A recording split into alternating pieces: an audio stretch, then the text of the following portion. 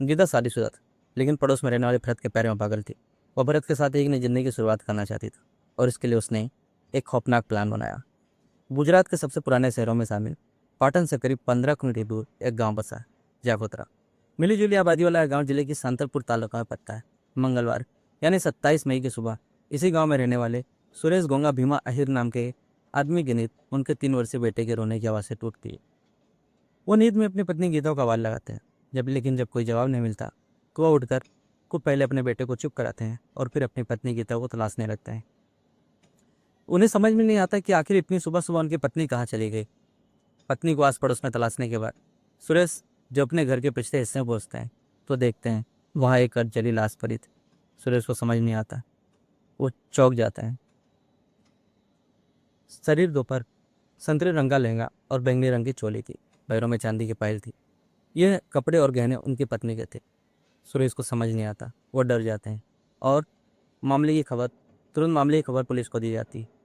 सुरेश बताते हैं कि उनकी पत्नी बीती रात से गायब, उन्हें लगा आस पड़ोस में गई होगी, आ जाएगी। यह सोचकर सुरेश सो जाते हैं। सुबह जब उनके बेटे की रोने की आवाज़ सुन के नींद टूटती है और वो देखते हैं उनकी पत्नी तब भी नहीं है, तो वो अपनी पत्नी को तलाशने के लिए जब घर के पिछले हिस्से में पहुंचते हैं तो उन्हें वहाँ यह लाश मिलती है। अब पुलिस के सामने दो केस था। पहला, सुरेश की लापता पत्नी की तलाश और दूसरा, इस लाश की शिनाख्त। पुलिस लाश की तस्वीर लेती है और आसपास के थानों में भेज देती है। कुछ ही घंटों बाद पुलिस को पास के गांव में एक आदमी मिलता है जो तस्वीर देखने के बाद यह बताता है कि यह तस्वीर उसके भाई हरजी देवा सोलंकी की है। पुलिस उस व्यक्ति को लेकर सरकारी अस्पताल पहुंचती है, जहां वो लाश की शिनाख्त करने के बाद पहचान जाता है कि यह लाश उसके भाई हरजी देवा सोलंकी की है। पुलिस लाश का पोस्टमार्टम करवाती है। पोस्टमार्टम के बाद पुलिस को पता चलता है कि जिस वक्त हरजी की मौत हुई थी वह जिंदा थे, यानी उनकी मौत जलने की वजह से हुई थी। हरजी दलित समुदाय के थे और मजदूरी का काम करते थे। एक दलित आदमी की इस तरह दर्दनाक मौत से पुलिस अफसरों में हड़कंप मच जाता है। आखिर किसने हरजी की जान ली और उसकी लाश सुरेश के घर के पीछे इतनी दूर कैसे पहुंची, और मरते हुए उनके शरीर पर औरतों के कपड़े और गहने क्यों थे। इन सवालों की गुत्थी और उलझा रही थी पुलिस को, और उलझा रही थी कर रही थी। और दूसरी तरफ फर्जी के कातिल लोग। इसी बीच पुलिस को खबर मिलती है कि गीता का अफेयर पड़ोस में रहने वाले भरत के साथ पिछले कई महीनों से चल रहा था। पुलिस भरत की तलाश शुरू कर देती है। मामले में नया मोड़ उस वक्त आता है जब पुलिस को पता चलता है कि भरत भी अपने घर से गायब है। पुलिस भरत का मोबाइल नंबर सर्विलांस पर लगा देती है।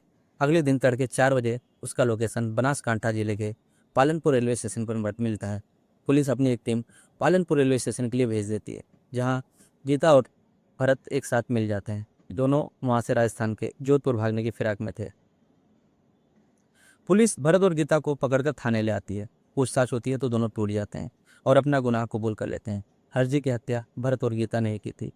दरअसल ये दोनों अपने घर से दूर एक नई जिंदगी की शुरुआत करना चाहते थे, लेकिन समस्या यह थी कि गीता शादीशुदा थी। ऐसे में अपने पति से छुटकारा पाने के लिए भरत और गीता बेफिक्र होकर एक साथ जिंदगी जीने के लिए एक खौफनाक प्लान बनाते हैं। गीता ने भरत के मोबाइल में डाउनलोड कर दृश्यम के दोनों पार्ट एक साथ देखे थे। फिल्म के दोनों पार्ट देखने के बाद करीब 15 दिन पहले उसके दिमाग में एक ख्याल आया कि क्यों ना उसके कद काठी किसी महिला या पुरुष की हत्या कर दी जाए और उसे गीता के कपड़े पहनाकर उसकी लाश को जला दिया जाए, जिससे उसके पति को लगे कि गीता मर गई और वो उसके खोज खबर करेंगे नहीं, पर दोनों एक साथ एक नई जिंदगी की शुरुआत कर सकते हैं और आराम से दूर घर से रह सकेंगे, एक नई जिंदगी की शुरुआत कर सकेंगे। एक दिन भरत की नज़र सुनसान इलाके में घूम रहे हरजी देवा सोलंकी पर पड़ी, जिसकी कदकाठी गीता की तरह थी। उसने मौका देखकर हरजी पर हमला कर दिया और झाड़ियों के बीच ले जाकर उनका गला घोटने की कोशिश की। हरजी बेहोश हो गए और रात के अंधेरे में भरत ने उन्हें किसी तरह गीता के घर के पिछले हिस्से में पहुंचा दिया। भरत और गीता यहाँ तब तक छिपे रहे जब तक सूरज सो नहीं गया। उसके सोने के बाद दोनों ने मिलकर हरजी को गीता के कपड़े पहनाए और गहने पहनाए। सुबह दिन के निकलने से पहले दोनों ने पेट्रोल छिड़क कर आग लगाई और वहां से भाग निकले। गीता और भरत अपनी जिंदगी की नई शुरुआत करने ही वाले थे कि वहां पुलिस पहुंच गई और दोनों के इरादों पर पानी फेर। तो इस तरह गीता अपने प्रेमी भरत के साथ रहने के लिए एक खौफनाक प्लान बनाती और इस प्लान में उसने एक बेकसूर इंसान की जान ली।